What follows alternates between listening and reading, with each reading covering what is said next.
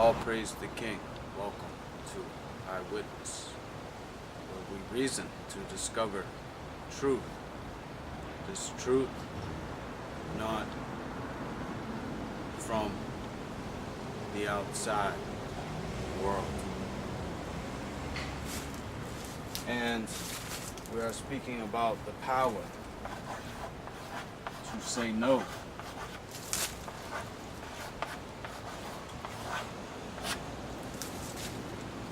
The Babylonians are looking to trap you.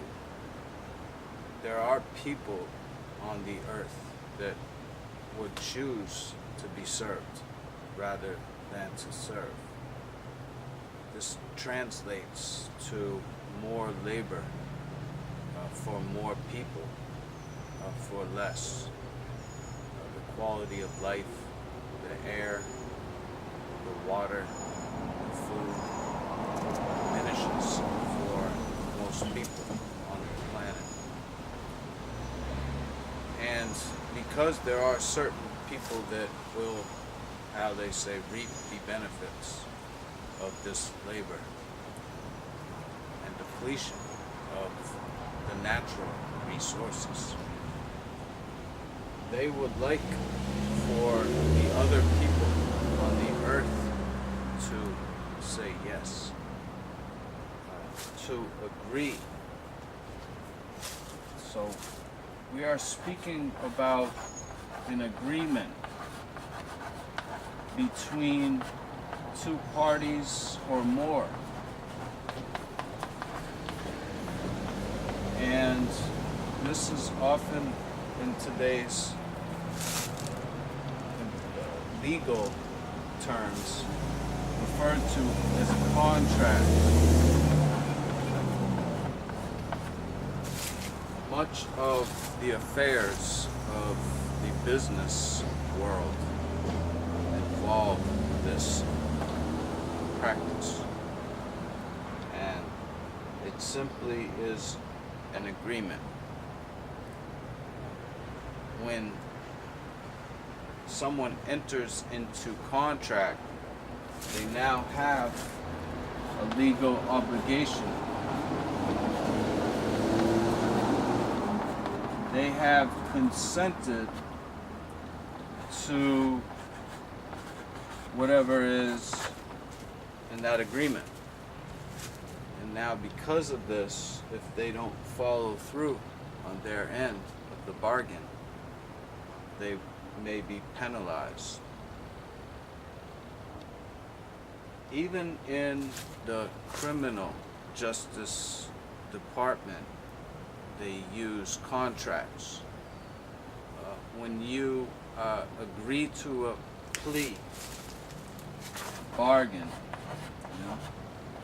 to plead out, it's like somebody's twisting your arm and you're crying, "Uncle." And when you say "uncle," they stop twisting your arm. Now, why would they do that? Because now they have power over you. You've consented to not fighting, but rather backing down. So, the Babylonian big dog is bully, basically. And it's that beast breath that we had spoke about, that people fear. When they feel it on their back, it burns. And they give in, as they say. Give in to what? Give in to the beast.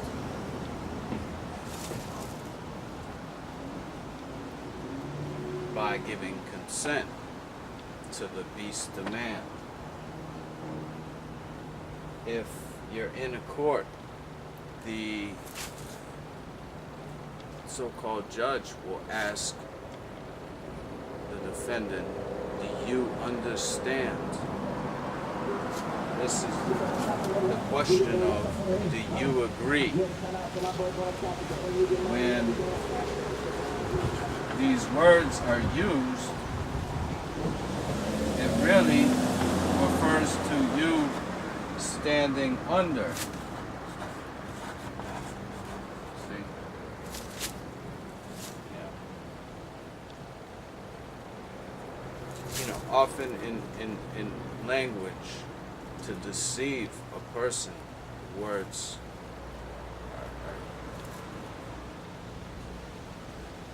are flipped, and therefore it's not clear what it is that's being asked. Yet the person knows if they give one answer, they may feel it. We've got some information we're hoping to expose, to show firsthand how this works. When you say no, you are liable to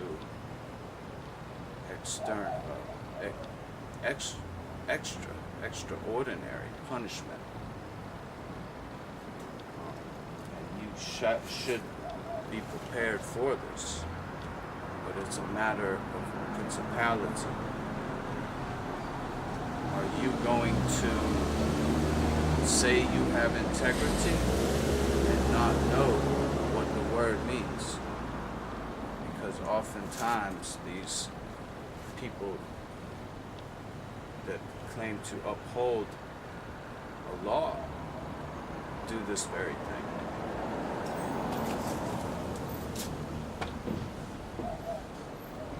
To listen to the language is effective.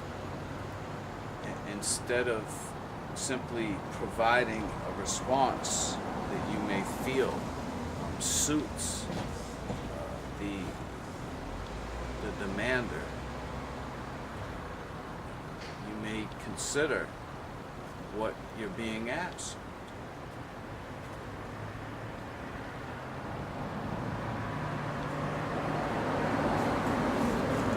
So, when people are encountered by the police and they say, we search a vehicle, people often say, oh yes, even though they have stuff in it. If the statistics were available, you may find out that more than half of those busts, the revenue that comes from these operations, resulted in these kinds of cases. Where the person had an option to say no, but they chose to do what ended up being the wrong thing to do, simply because they were in fear. They must have been intimidated. If the people that approached them and asked to search the vehicle were not the police, would the response be the same? But we could assume it would not be. But somehow, some way, they consent because these individuals are perceived as having authority, even though they don't. Because who would sit here and say that they actually agreed, they wanted to be searched? So. If they did not perceive the person to have authority, now they feel they're in control over themselves, what the Babylonian may call it, having agency. However, they perceived an authority and gave the authority, the keys to the cell to lock them up. Simply because they were afraid if they said no, they might be giving them the keys to the cell. Yeah. So, if people haven't learned already, these so-called authority figures are not out for our best interests. They're out for their best interests. Now, if people are afraid of standing up for themselves because they're in fear of their lives being shot down, and that is something, that could be of concern. Very likely, as likely as could be, that this is occurring.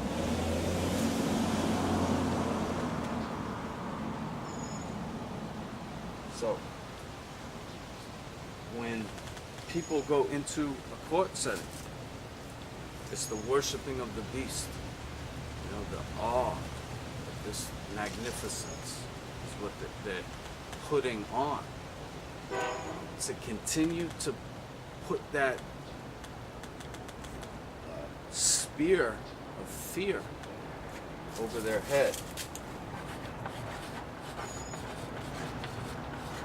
Yeah?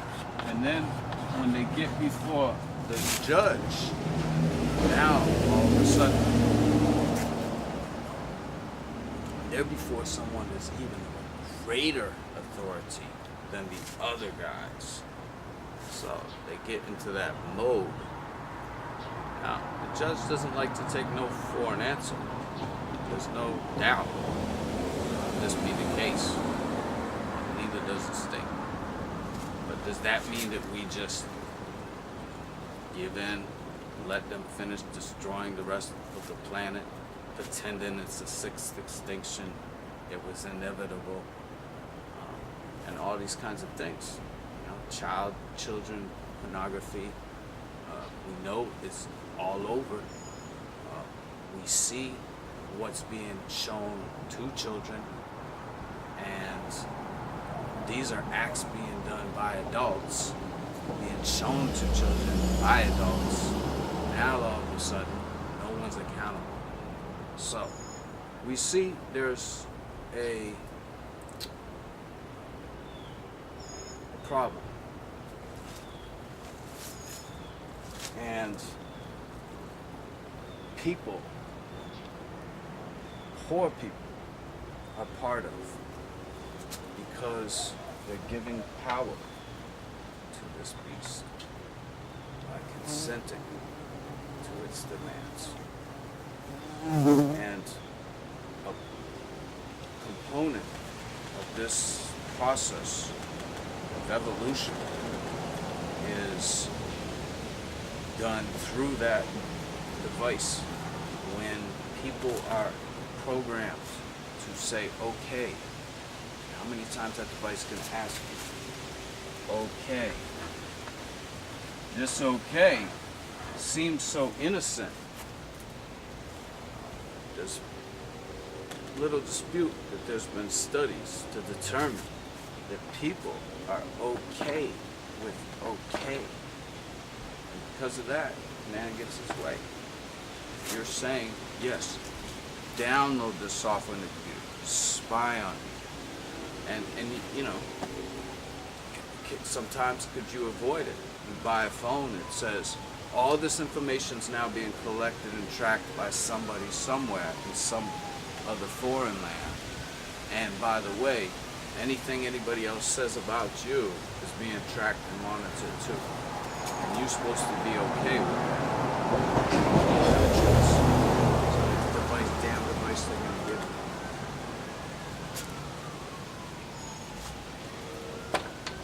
you. Making the problem worse. More people get programmed. They see you come along, stand up for your rights. They come under fear.